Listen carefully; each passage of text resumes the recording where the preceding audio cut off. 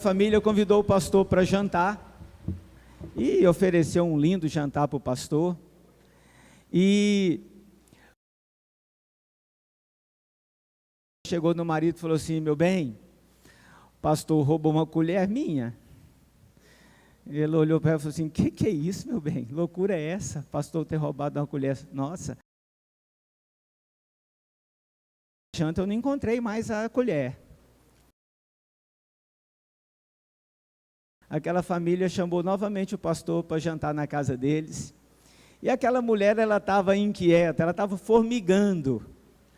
E ela olhou para o pastor enquanto eles estavam jantando e falou assim: pastor, o senhor roubou uma colher da última vez que o senhor jantou aqui em casa. Aí o pastor olhou para ela e falou: não, filha, eu guardei ela dentro da sua Bíblia. Essa é uma das minhas favoritas, irmãos. Ela é boa, né? Não, irmãos, é boa essa. Essa é maravilhosa essa piada, cara. Show de bola, é uma das minhas favoritas. Eu quero orar com você. Nosso momento de generosidade, nosso momento de gratidão por tudo aquilo que o Senhor tem feito por nós. Momento de trazermos à memória toda a boa palavra que o Senhor já tem nos dado em depósito, para que nós caminhemos com a nossa fé intacta, protegidos e guardados, mesmo que tenhamos que caminhar por momentos de deserto. E ali inverno, e o inverno sempre é uma estação mais difícil do que as outras. A nossa vida também é assim, mas o nosso bom Pai sempre nos dá a provisão para que nós caminhemos por todas as estações como abundantes, cheios de graça, com grandes testemunhos para conceder e engrandecer o nome dEle. Amém, queridos? Quero orar com você. Após a oração, se você trouxe o dízimo, a sua oferta, se você faz online ou traz no presencial, você pode fazer. Pai, porque a igreja está reunida, e é muito bom estarmos aqui, é muito bom cantarmos canções lindas, como os meninos nos conduziram aqui. Cada uma engrandece o teu nome, enobrece o Senhor, destaca uma das qualidades do Senhor, destaca um dos reflexos do caráter do Senhor, e que está tudo disponível para nós. Agora nós somos gratos por podermos contribuir com o Senhor, podermos ser fiéis ao Senhor no dízimo. Obrigado, Senhor. Quero dizer para o Senhor que a minha oração por mim e pelos irmãos é que estas coisas nunca sejam pesadas para nós, para que nós tenhamos leveza para caminhar em qualquer outro aspecto da nossa vida, sendo pelo Senhor dirigido, em nome de Jesus, amém. Amém, querido? Se você trouxe a sua oferta, seu dízimo, pode fazer, posta aí, meninos, coloca aí para mim no momento de generosidade sempre, por gentileza. Se você trouxe no presencial, está aqui, fique à vontade, amém?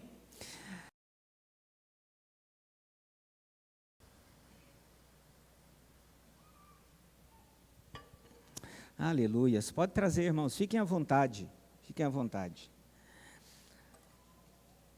É bênção podermos trazer ao Senhor, né? Seja online, seja presencial. Para os irmãos que têm feito as suas contribuições online, eu quero só pedir a gentileza para enviar para a igreja o comprovante, para que nós prestemos conta de uma maneira assertiva sobre todas as nossas entradas, né? Para a gente não ter um dinheiro que a gente não saiba de onde ele veio, porque cada vez mais, irmãos, nós precisamos andar com prudência e discernimento, cada vez mais. Se existe uma época que nós não podemos abrir mão de andarmos em prudência e discernimento, essa época se chama hoje, esse tempo, agora, em nome de Jesus. Antes de irmos para o momento de estudo da palavra, o momento de compartilhamento, o momento para que nós possamos nos alimentar por meio da palavra, eu quero convidar você para estar junto conosco em oração. A minha esposa, há 2 semanas, ela perdeu uma prima, e ela está com uma tia, num estado muito frágil, muito delicado, na UTI aqui do Hospital Regional. Já é uma senhora idosa, com várias complicações de saúde, e que está num estado de saúde muitíssimo delicado. E eu quero que a gente oremos por ela e oremos pela família, em nome do Senhor Jesus. Amém, queridos? Eu tenho aqui filhas e netas. Por favor, vem aqui à frente representar a dona Leonor. Vem aqui, irmãs, por favor.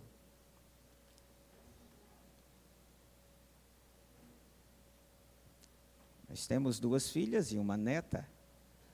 E nós já temos orado e oraremos agora com vocês representando a dona Leonor aqui. Amém? Eu quero convidar minha esposa, a pastora, para fazer a oração. Ela é sobrinha, prima de todo mundo aqui. E vamos nos colocar de pé e vamos orar agora pela dona Leonor. Uma mulher de Deus, nome escrito no livro da vida, um legado de fé transferido à sua família. E nós vamos orar agora. Amém, queridos.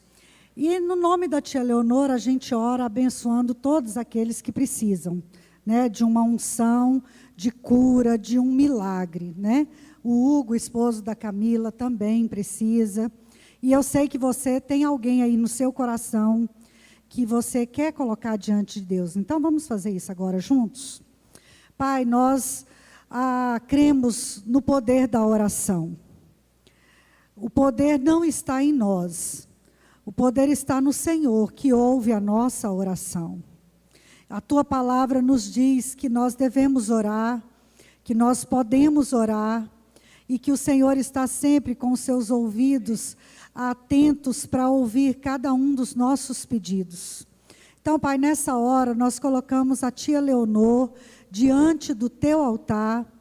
Nós pedimos que o Senhor a visite naquela cama ali na UTI e que a Tua vontade seja feita na vida dela. A Bíblia diz que a sua vontade é sempre boa, perfeita e agradável. Então nós confiamos e descansamos o nosso coração na sua vontade. A nossa vontade, Pai, é que o Senhor dê vida para ela. Nossa vontade é que ela possa voltar para casa. E nós apresentamos a nossa vontade também diante do Senhor. E nós pedimos as bênçãos de cura. Senhor, nós repreendemos o câncer na vida do Hugo, na vida da Gra e na vida de tantos outros amados nossos que têm sofrido, Senhor, com tantas enfermidades. Nós repreendemos no poder que o nome de Jesus tem, as enfermidades da alma, as enfermidades, Senhor, espirituais e as enfermidades físicas. Lá em João 10, 10, o Senhor disse que no Senhor nós teríamos vida e vida abundante. Então é nisso que nós cremos, é na Tua palavra que nós estabelecemos a nossa vida e a nossa fé. E assim nós oramos, com gratidão, em nome de Jesus. Amém? Amém, meninas. Podem se sentar, queridos. Eu quero só atualizar você sobre o Jair. Jair fez a cirurgia, trocou uma válvula do coração. Ainda está na UTI, mas deve sair da UTI já esta semana, talvez amanhã ou depois. Ele tem se recuperado muito bem, graças a Deus. E a família já agradece por vocês orarem e intercederem. Amém, queridos? Amados, falando em orar por pessoas que necessitam de oração, sobretudo questões que envolvem saúde, saúde física, emocional ou espiritual, eu quero dizer para você que nós temos um grupo na igreja, 200 pessoas, que oram. Mas nós só podemos orar se o pedido chegar. Os irmãos há de concordar comigo que é bem mais fácil a gente orar sabendo por que estamos orando. Aquele pedido assim, ore pela minha saúde, irmãos, ele é um pedido, tipo assim, eu vou jogar a rede, vamos ver se pega alguma coisa. É muito subjetivo. Pode envolver uma questão, pode envolver inúmeras questões.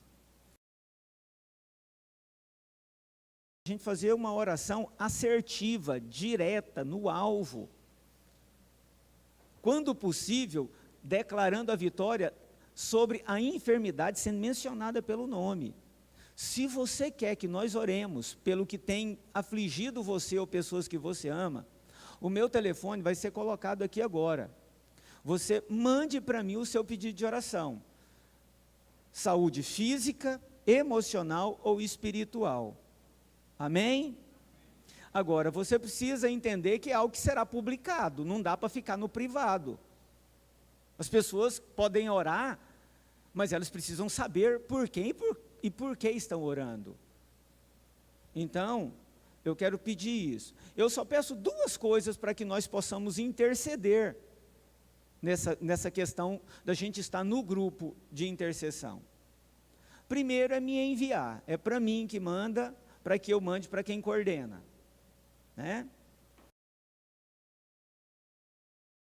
Disposto a estar com a gente no grupo, porque eu acho que não é algo certo eu pedir para orar por algo que eu não estou disponível a estar com aqueles que estarão orando. Os irmãos entendem que é uma questão lógica? Como que eu quero que 200 pessoas orem pela cura do meu pai e eu não quero estar nesse grupo orando pela cura de pais de outros?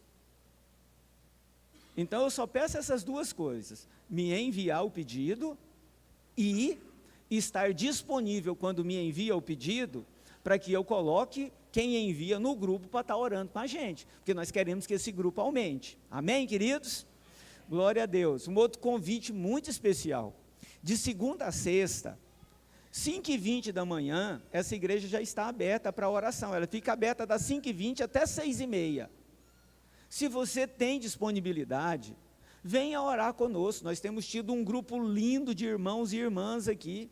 Até crianças têm vindo orar conosco aqui. Por quê, queridos? Porque nós temos entendido que é um tempo de oração. Se o que você tem passado de difícil não move você a buscar o Senhor de uma maneira diferente do que tem sido no tempo bom, então eu não entendo como nós temos esperado um milagre.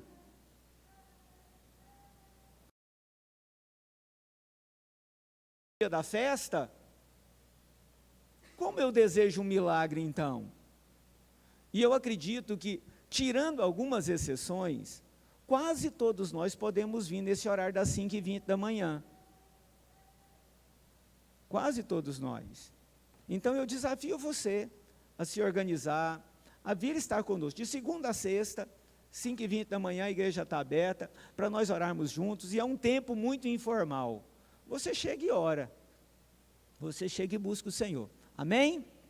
Glória a Deus. Aleluia. É muito bom estar com vocês aqui nessa noite, irmãos. Eu havia me programado para continuar com os irmãos hoje, no nosso estudo de Apocalipse. Mas eu não sei se você teve essa informação. Hoje nós comemoramos 506 anos da Reforma Protestante. Foi num dia como hoje que Martim Lutero pregou na porta da igreja que ele pastoreava, que ele era paroco, as 95 teses, defendendo a sua convicção de fé. E aquela atitude de Lutero foi quando fez surgir a igreja protestante. Com o nome já diz tudo. Eram cristãos que estavam protestando contra um modelo que não os alimentava na sua busca de fé. E nessas 95 teses, elas foram englobadas em 5 somentes. Fala-se muito em 5 solas, mas eram 5 somentes. E eu quero então usar do meu tempo aqui para nós trazermos à memória 5 aspectos importantíssimos da vida cristã. São 5 esteios, 5 colunas, que a fé cristã deve estar balizada nela. É 5 colunas que faz com que exista uma cerca de proteção da palavra de Deus na vida de qualquer cristão, de qualquer crente. E eu quero brevemente dar aos irmãos esses 5 somente, para que você a partir disso possa estudar mais, compreender mais, ampliar mais e amadurecer mais a sua fé para a sua jornada. Amém, queridos? Porque a nossa jornada não é uma jornada de um dia, a nossa jornada é uma jornada de uma vida, e não é só uma jornada de uma vida pela vida, mas é uma jornada de uma vida deixando um legado, um poder de influência e transformação na vida das pessoas. e sem que nós tenhamos o conhecimento para que caminhemos corretamente, eu tenho usado muito a palavra assertivo, de uma maneira certa, no alvo, nós não concluiremos a contento. E quando Lutero trouxe então as 95 teses, e essas 95 foram englobadas dentro desse grupo, que foi resultado dele estudar a palavra de Deus à luz de vela. Uma época que a história do cristianismo chama de a Era das Trevas, porque foi uma época em que o conhecimento da palavra de Deus não era publicado, não era popularizado, não era disseminado para todas as pessoas. Somente alguns e muito poucos tinham acesso ao cânon, à palavra de Deus. Então, esse tempo foi conhecido como a Era das Trevas, mas Lutero, na Era das Trevas, à luz de vela, encontrou na palavra de Deus a sua libertação espiritual. Quando ele lia aos Efésios e encontrou que o justo vive pela, diga comigo, o justo vive é pela fé. E como nós aprendemos domingo aqui com a pastora ministrando, a fé não é uma responsabilidade que a gente transfere para o outro. A fé é uma responsabilidade pessoal de cada um. Não dá para me transferir para o outro o padrão e o nível de fé que eu tenho, ou que eu objetivo. É porque aquele não me ajudou. Não, a fé ela é resultado de uma decisão pessoal. A fé ela tem uma digital, a digital de quem busca.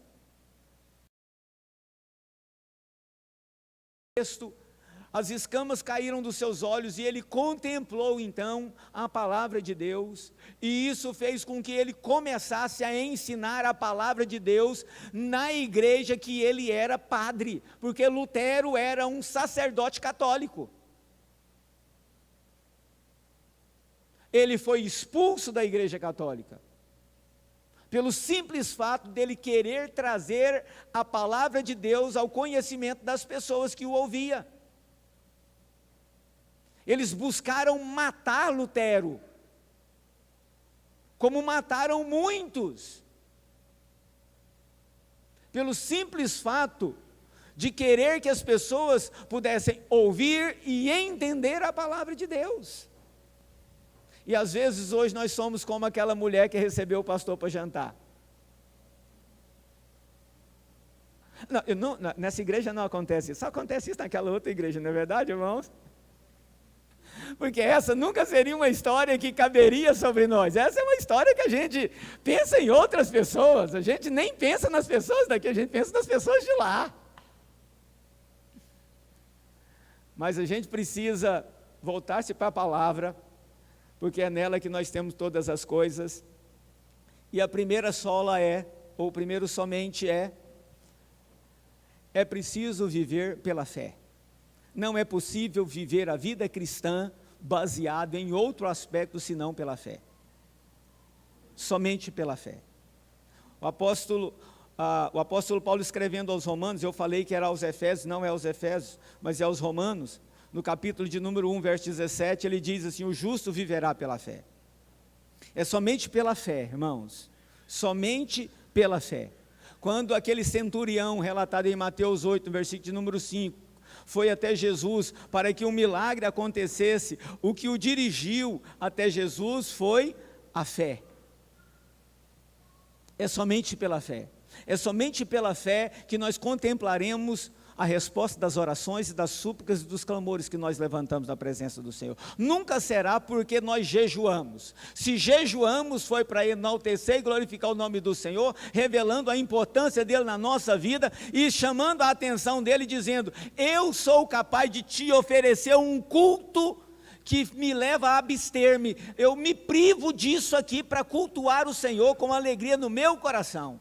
Mas nunca será um milagre sobre nós, senão pelo... Porque em nenhum lugar na Bíblia pede que nós devemos ter uma grande fé.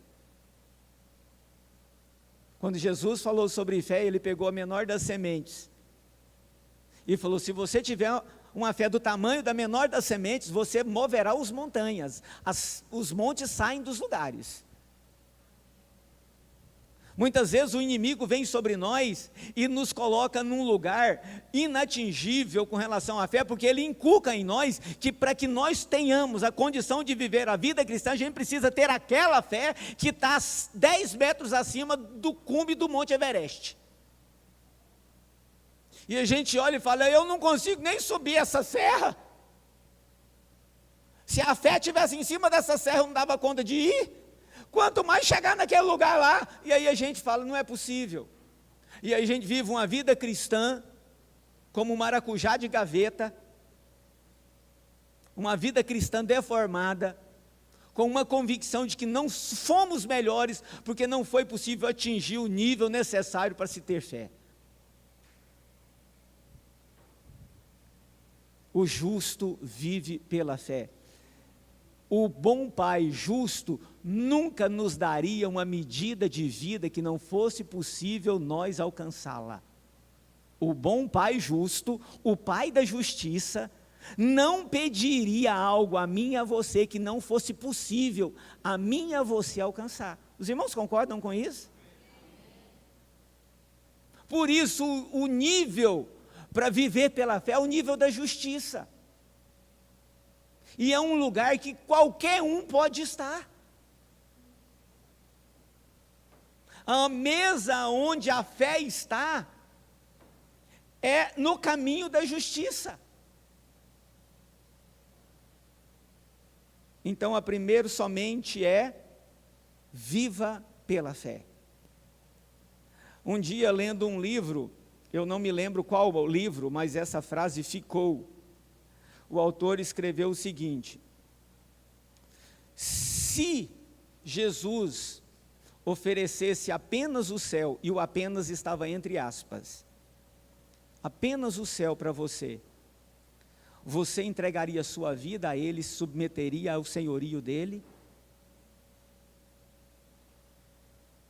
Se não houvesse mais nenhuma das 36 mil promessas que os estudiosos da Bíblia dizem que a Bíblia traz para nós, a igreja. 36 mil. Mas vamos quebrar o galho, irmão, vamos ficar com 6 mil. Se não existisse nenhuma dessas, nós teríamos fé para nos submetermos, nos entregarmos ao senhorio de Jesus. Se não houvesse a promessa de Jesus restaurar seu casamento, se não houvesse a promessa de Jesus curar o seu filho, se não houvesse a promessa de Jesus abrir uma porta para você, mesmo assim teríamos fé para caminhar com Ele para a eternidade. Quando diz o justo vive pela fé, é o resultado de alguém que passou pelo caminho que Cristo passou, foi justificado, alguém que não podia caminhar como justo. Jesus à porta, João 10, 10, Jesus à porta. E aí então, eu encontrei em Jesus, e quando eu passei pela porta que é Jesus, as coisas ficaram, Coríntios 2, 9, ou 2, 17, as coisas velhas ficaram para trás, tudo se fez novo. Nossa, agora eu fui justificado, porque eu passei pelo justo, o primeiro justo, a primazia do justo, a primícia do justo, Jesus, eu com Ele fui justificado. E então agora eu vivo pela fé.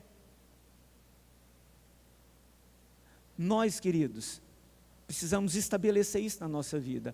E se o Brasil virar de cabeça para baixo? Se daqui a 60 dias o Brasil for uma Argentina, se daqui a 90 dias o Brasil for a Venezuela, se daqui a um ano o Brasil for a Coreia do Norte, nós temos fé? Porque a palavra de Deus diz que o crente justo aqui é o crente, eu e você, nós vivemos pela fé. E se a minha casa for marcada como a casa de um cristão, e se pintarem um desenho da cruz na parede do meu muro, na porta da sua casa, no seu portão, e nós não pudermos entrar naquele lugar para fazer compra, nós não pudermos levar os nossos filhos mais para aquela escola, e nós não pudermos mais levar o nosso carro para fazer a manutenção naquele lugar, nós não tivermos mais condição de pagar a conta. O que nós fazemos do que nós chamamos hoje de fé?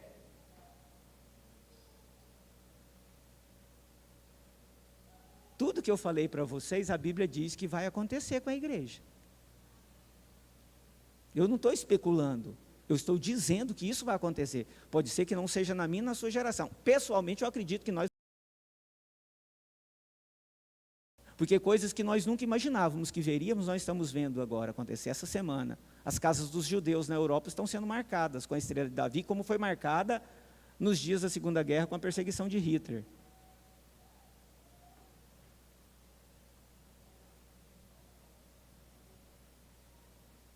E não pense que o mundo odeia os judeus.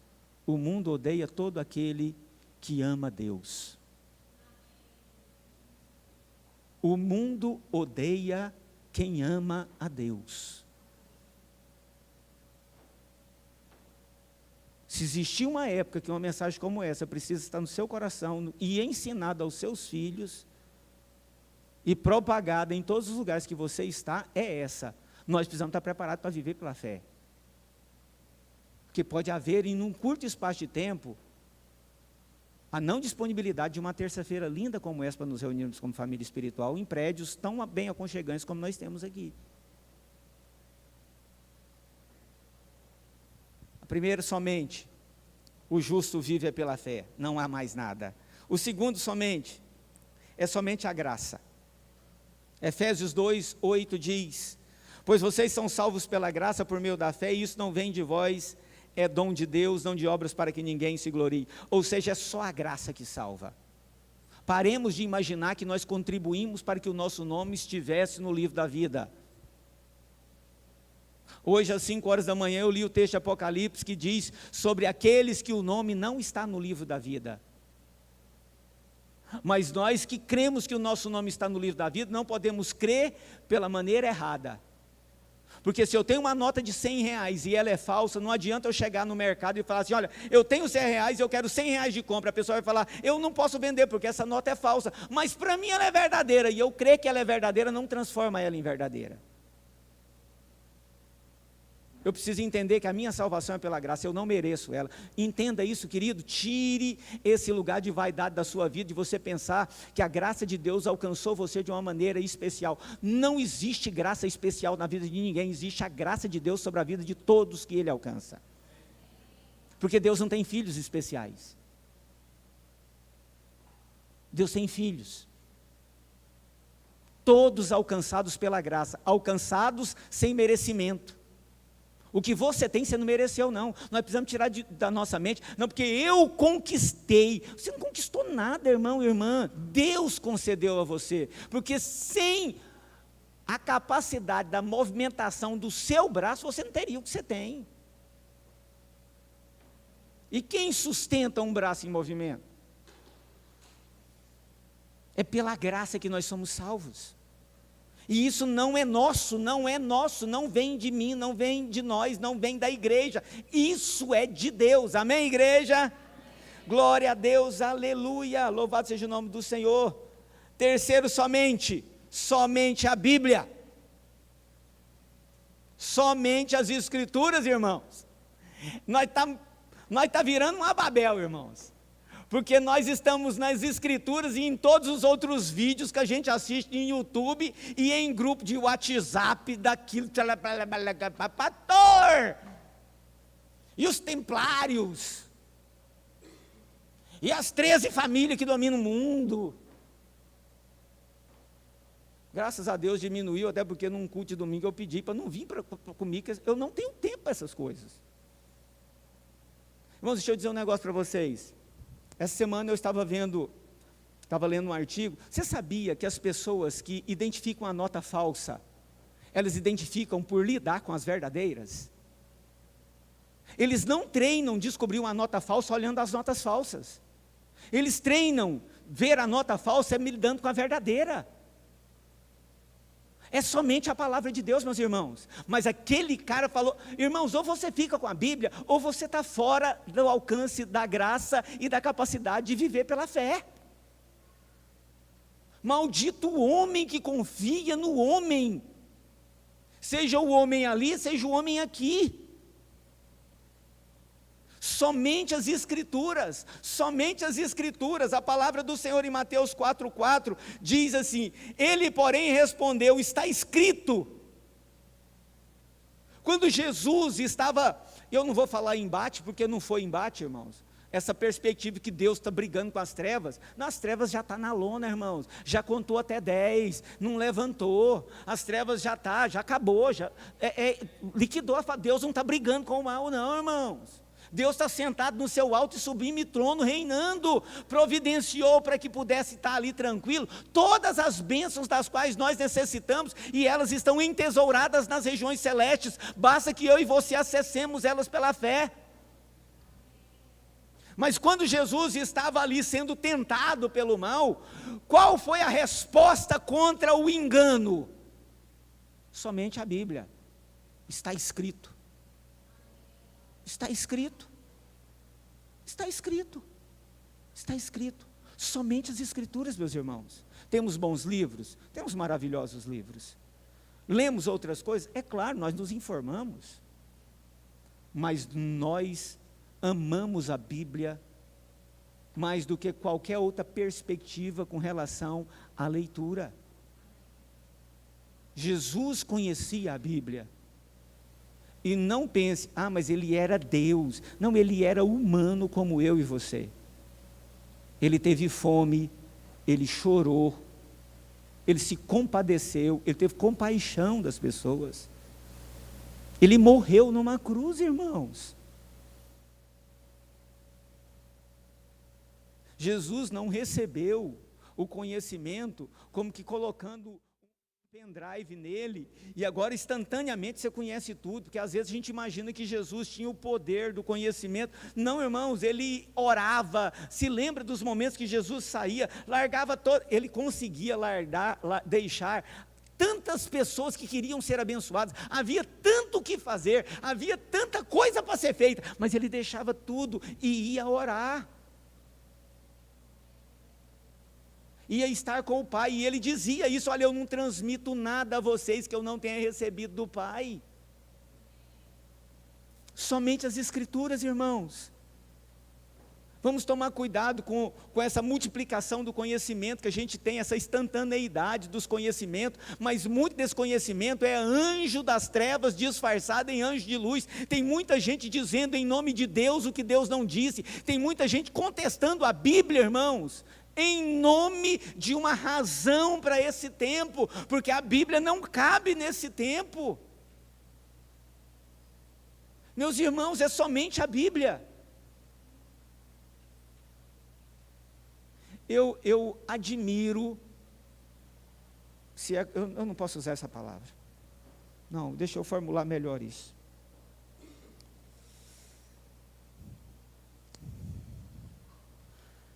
É possível a gente pegar algo bom em algo muito ruim.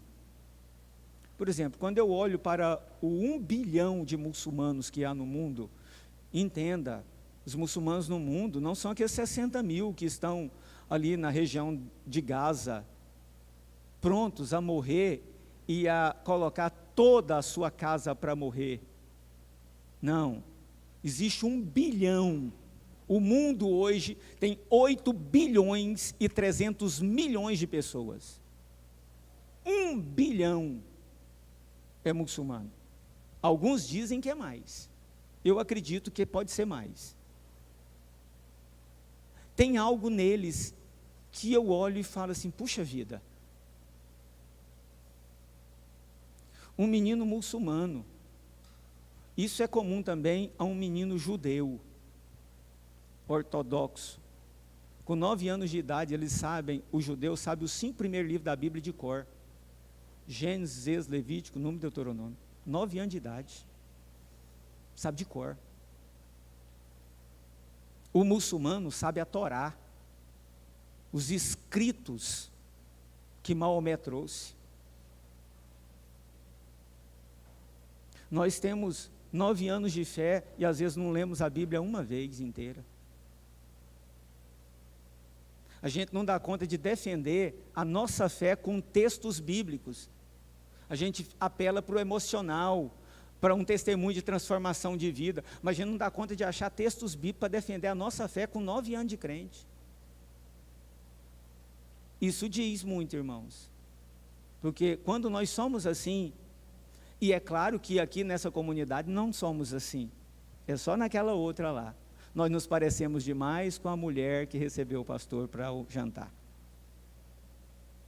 porque se é somente a Bíblia, então eu me dedico a conhecê-la melhor, então eu me dedico, não estou falando em estudar não, irmãos, olhe aqui para mim, não estou falando que você tem que tornar um PhD não, eu só estou falando que nós precisamos pelo menos saber abrir a Bíblia nos Salmos. Quando um pastor fala assim, vamos abrir a Bíblia em Ageu, a gente fala, eu sei, esse livro está na Bíblia e sei onde ele está, eu até posso não saber tudo que Ageu ensinou, mas eu sei o endereço dele. Eu não estou falando que a gente tem que ser aqueles que capazes de dar, não, irmãos. Como eu disse, é possível a gente olhar e aprender algumas coisas, até com aquilo que a gente não concorda mesmo. Por exemplo, os testemunhos de Jeová. É uma seita, não tem nada de cristão no testemunho de Jeová. Mas um testemunho de Jeová aprovado, ele sabe 6% da Bíblia. E esses 6% que eles sabem, eles colocam 99% dos crentes no bolso. Os caras sabem 6%, irmão. Só o que convém a eles. Eles dão balãozinho nos crentes. Quantas vezes eu já vi algum irmão, algum crente falar assim, não, que apareceu um lá e eu chamei para orar, porque quando chama para orar eles vão embora. Ah, irmão, eu não quero que o testemunho de Jeová vá embora da porta da minha casa não, eu quero que ele senta na mesa comigo. Aí. Eu quero poder dar a ele uma gota do que eu tenho. Aí. Eu posso não tornar ele um oceano de sabedoria, mas ele pode sair da minha presença levando uma gota do que eu tenho.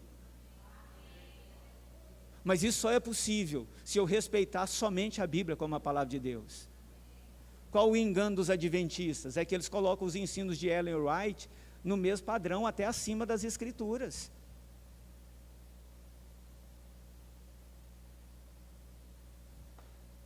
Mas como que eu diferencio uma coisa da outra?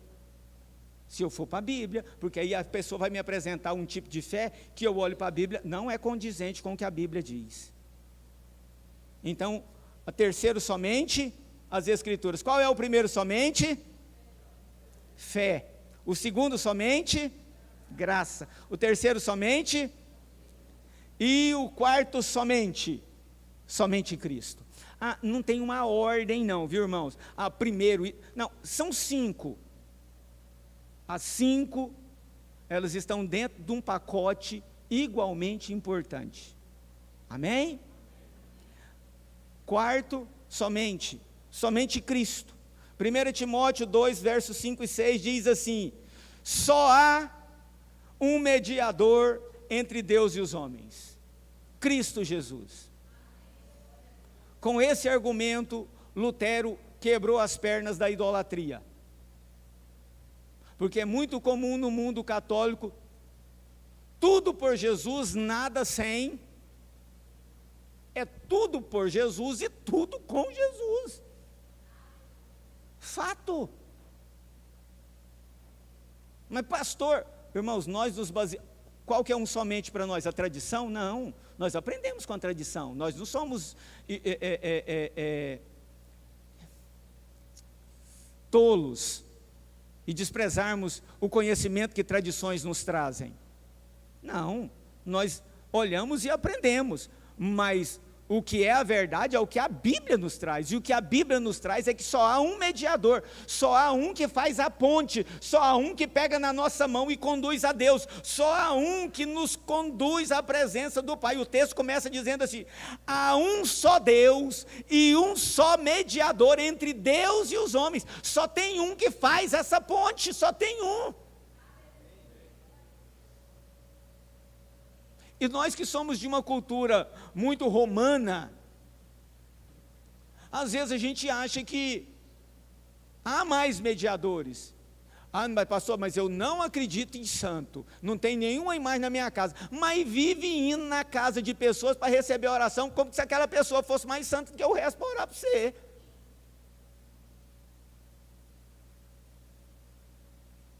Sou contra receber oração, irmão? De jeito nenhum, hein? Mas a partir do momento que eu transfiro uma responsabilidade para os outros, então ali eu tenho um lugar que eu devo me preocupar. Porque quando o texto vem e diz assim, olha, é somente Cristo, é somente Cristo. Eu posso ter quem me ajuda, mas eu não posso transferir para alguém, seja alguém que já partiu, seja alguém que foi profundamente piedoso. Boa parte dos santos católicos são compostos de pessoas profundamente piedosas.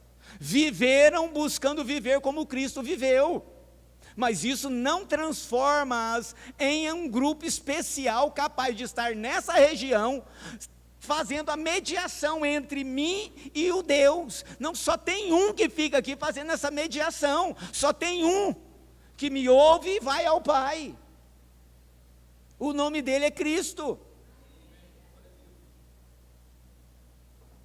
E nós precisamos ter essa convicção, irmãos. Por isso, quando nós oramos, pessoalmente, a gente conclui a oração em nome de Jesus. Quando nós oramos publicamente, nós concluímos a nossa oração em nome de Jesus. Por que em nome de Jesus? Porque Ele é o único nome que deve ser mencionado como mediador para qualquer questão de conflito, de ação, de assistência entre Deus, entre os homens e Deus, entre Deus e os homens. Compreensível até aqui, irmãos? Amém? Então vamos para o último somente. E o último somente é somente a glória a Deus. Somente a Ele. Romanos 11:36. Pois dele, por Ele e para Ele são todas as coisas. A Ele seja a glória para sempre. É tudo focado nele. Tudo focado nele. Tudo focado nele. Tudo focado nele. Não podemos perder de vista que tudo o que fazemos, tudo o que nos tornamos, tudo o que pleiteamos, tudo que idealizamos, o crivo é: Deus será glorificado, porque se não for, não devemos fazer. Essa foi uma oração que eu e minha esposa fizemos intensamente diante de Deus para realizar o projeto Semear desse ano. Porque a nossa mente foi bombardeada como em nenhum outro momento. E as bombas vinham com as seguintes frases: vocês só fazem para aparecer. É porque vocês querem que os outros saibam o que vocês estão fazendo. Vocês não estão preocupados com aquelas crianças, nada. Aquilo ali é só para fazer a luz vir e clarear vocês. E estas frases e outras frases fez com que eu e minha esposa fôssemos para o joelho dobrado na presença do Senhor. E a nossa oração era mais ou menos assim: Senhor, queremos fazer não. Se não for para as pessoas verem o Senhor, nas 2.906 assistências que demos aqui, em 4 dias, se não for para o Senhor, nós não queremos. Não queremos. Passa de nós. Passa de nós. Mas se for para o Senhor, nós não nos preocupamos com o estresse, com o cansaço, com tudo que está no pacote para que o teu nome seja glorificado, porque o objetivo nosso é o teu nome ser glorificado. Aí o Senhor nos deu paz e direcionou, e nós tivemos o 9º projeto Semear. E na conclusão é que parece, não que os outros não foram, mas parece que foi o melhor de todos. Foi uma bênção assim, irmão, nós não tivemos nada, só tivemos uma coisa, e não aconteceu com quem estava envolvido, trabalhando, ou com quem estava sendo recebido, que no momento do lazer ali, num dos dias tinha 350 crianças ali, e no meio daqueles 350, período da manhã, eu tenho um menino de 10 anos, trago para cá, veio comigo para cá, antes das 7 horas da manhã, outros irmãos servos, trouxeram os filhos, e os nossos filhos foram ser crianças junto com as outras crianças das escolas, e 2 dos nossos filhos estavam correndo, e a fatalidade da vida, né, irmão, eu lá, bem de frente, olha, bem de frente, não estava nem procurando nada, e 2 correndo, aí estavam correndo, aí o que estava vindo atrás, deu um empurrãozinho no que estava na frente, e o que estava na frente foi plaf em cima de uma professora, quase derrubou a professora. A única coisa que aconteceu, que não envolvia quem estava trabalhando, e nem envolvia quem estava recebendo o trabalho das pessoas, não tivemos nada, fui lá pedir desculpa à professora, né? Não precisei falar nada para os meninos, que eles foram caçar outro jeito de brincar, porque eles viram a bola fora que eles tinham dado, né? Foi bênção sem medida, irmãos. Mas o objetivo era qual? A glória somente ao Senhor. 2.709 crianças, 200 professores e equipe das escolas. A glória para o Senhor. É simples glorificar o nome do Senhor. Isso que eu vou fazer vai glorificar o nome do Senhor. Eu mudar de emprego vai glorificar o nome do Senhor. Eu abrir uma empresa vai glorificar o nome do Senhor. Eu tirar férias naquele lugar vai glorificar o nome do Senhor. Eu ir naquele casamento vai glorificar o nome do Senhor. Eu aceitar aquele convite vai glorificar o nome do Senhor. Somente glória ao nome do Senhor. Amém? Não tem mais nada para falar não, irmãos, é só isso mesmo. Só isso. Oi, linda.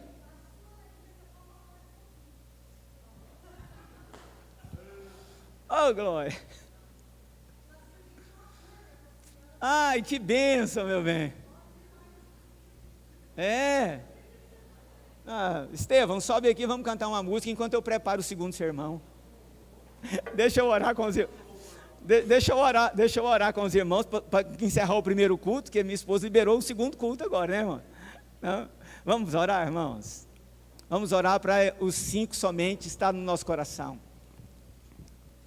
Vamos orar para que isso aconteça, amém? É possível, irmãos, é possível.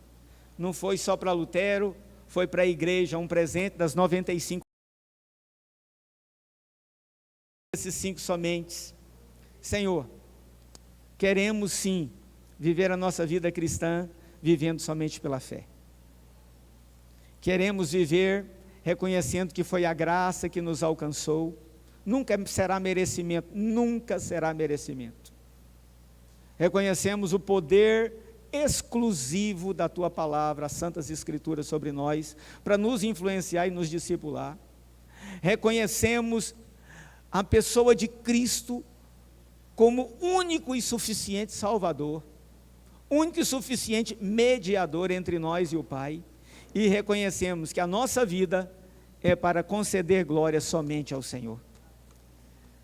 Precisamos muitíssimo do Senhor Espírito Santo, nos ajudando nessa caminhada de 5 passos. Precisamos muito que o Senhor pegue na nossa mão, pegue de uma forma bem firme na nossa mão, nos direcionando, nos estruturando, nos validando para esse tempo tão desafiador, em nome de Jesus, amém? Vamos cantar uma canção, Estevão, nos conduza. Porque dele, por ele, para ele são todas as coisas, somente a ele, porque dele, por ele, para ele são todas as coisas. Mais uma vez, porque dele,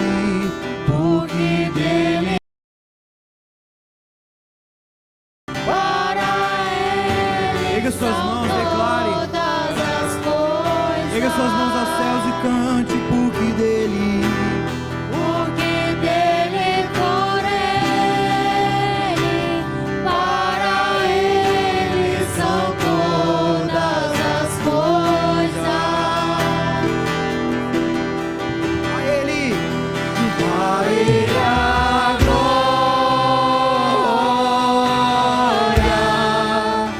a Ele a glória,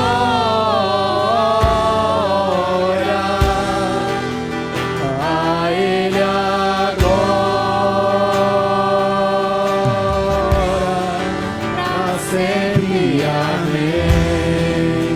Declare com profundas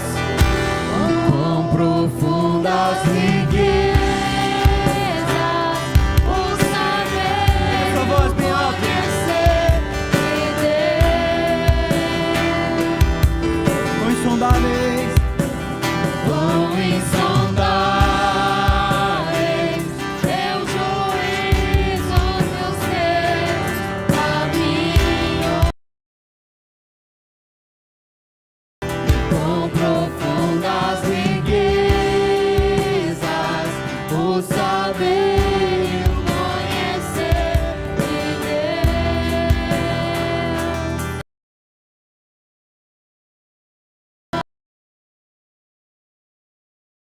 Vamos cantar. A Ele agora. Todos juntos em uma só voz.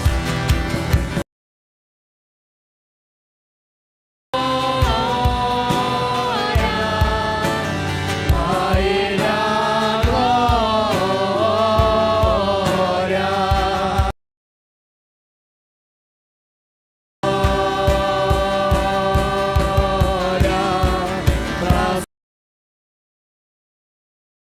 glória, mais uma vez. A Ele a glória,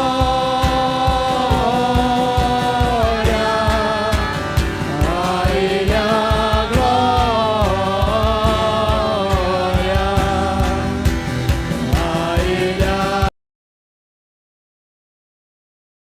glória, pra sempre, amém. Cante mais uma vez, a Ele a glória, a Ele a glória,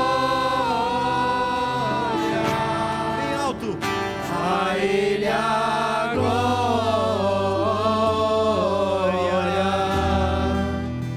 a Ele a glória, pra sempre, amém. Aleluia. Vamos aplaudir o Senhor, queridos. Glória a Deus. Que bem. Podem se assentar, queridos. Dentro do tempo da pastora, nós ainda precisamos ficar aqui 10 minutos para não atrapalhar nossas crianças, né? Pode descer. Queridos, eu já quero pedir você, coloque na sua agenda o Projetando 2024. Projetando, nós vamos realizar ele na primeira semana de dezembro, do domingo 3 ao domingo 10 de dezembro. Serão 7 dias que nós vamos nos reunir aqui todos os dias, apresentando ao Senhor o ano que nós teremos nele. E eu quero pedir você, prepare-se, coordene a sua vida, deixe esses dias reservados. Nós vamos começar recebendo o pastor Ivonildo, um amigo dessa igreja, já esteve aqui várias vezes, e ele vem para, mais uma vez, nos alinhar, nos ensinar a lidarmos com aquilo que é o maior tirador de paz das famílias, a administração financeira. As finanças é o que mais inquieta o nosso coração, o que mais traz desajuste nas nossas casas. E ele vem para nos ensinar como lidar com as finanças segundo a palavra de Deus. Amém? Então vamos ter ele no domingo 3, na segunda 4, e no restante da semana nós vamos conversar sobre a volta de Jesus, porque o Projetando desse ano tem tema. Com exceção dos dias do Ivonildo, o Projetando desse ano vai tratar sobre a volta de Jesus. Nós vamos conversar sobre a volta de Jesus. Por quê, queridos? Porque nós estaremos prontos para a glória. Se a glória for o resultado de um arrebatamento, estaremos prontos. Se a glória for o resultado de passarmos por privações e provações, estaremos prontos. Amém, queridos? Aleluias, glória a Deus, louvado seja o nome do Senhor. Então reserva aí a primeira semana de dezembro para nós podermos estar aqui, e será um tempo muito precioso.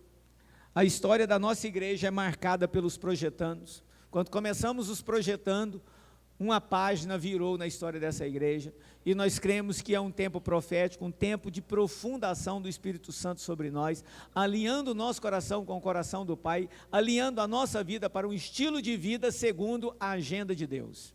O projetando é colocar a nossa vida dentro da agenda de Deus, e isso tem sido benéfico, proveitoso para as nossas vidas. Eu quero concluir com os irmãos, convidando vocês. Domingo a pastora conclui a série Legado, uma série de 3 ministrações. Se você não pôde estar em nenhuma, ou faltou alguma, vá para o YouTube da igreja, Igreja Nova Vida Online, a Igreja Nova Vida Online no YouTube também, né? Igreja Nova Vida Online, e assista as 2 mensagens anteriores, e venha domingo, 18 horas, para você receber a última ministração, dentro dessa série Legado, e no dia 12 de novembro, domingo, o lançamento do livro da pastora. Esperamos todos vocês aqui com seus convidados, para a gente ter uma noite linda, para honrar a Deus, glorificar o nome do Senhor, com esse presente lindo que Ele tem concedido a nós e a todos que lerem, que é esse escrito do livro Legado. Irmãos, acredite, quem lê esse livro, será profundamente inspirado a reorganizar a vida para com os seus filhos, ou netos, ou sobrinhos. Você não vai mais olhar a sua vida da mesma maneira, acredite nisso. Então será uma bênção. Fique de pé, vamos orar? Vamos concluir esse momento orando, agradecendo o Senhor pela noite, pela palavra, pelos 506 anos da reforma. Pai querido, obrigado por nos reunirmos mais uma vez como família espiritual. Toda terça-feira a gente está aqui, nesse propósito nosso de Escola da Família. Hoje nós abrimos um parêntese para tratar desse assunto que é tão importante, mas abrimos um parêntese para manifestar e estudar sobre esse assunto, mas com profunda gratidão no nosso coração, pelos homens, mulheres e famílias do passado que o Senhor levantou, para se colocar em defesa de algo que trouxe um sentido para a nossa vida, que foi a fé e a existência da igreja. Muito obrigado, Senhor, muito obrigado por Lutero, muito obrigado por aquele que viveu antes, 100 anos antes dele, que é John Huss. Obrigado por homens como esse, obrigado por Calvino, obrigado por homens e mulheres que deram suas vidas em defesa da tua palavra, em defesa da fé, em defesa da noiva do Senhor, que é a igreja. Queremos ser capazes de deixar algo bonito para as próximas gerações. Queremos poder passar o bastão para as próximas gerações, com a nossa cabeça erguida e o nosso coração em paz, de que vivemos como igreja, como precisávamos viver e fomos o que precisávamos ser. Nos conduza no restante dessa semana, temos um feriado aí, quem for descansar que faça com sabedoria, quem for viajar que faça com temor, e que a graça do Senhor esteja sobre todos nós, em nome de Jesus, amém. Amém, queridos? Deus abençoe. Vamos tomar o nosso cafezinho, o nosso chá ali?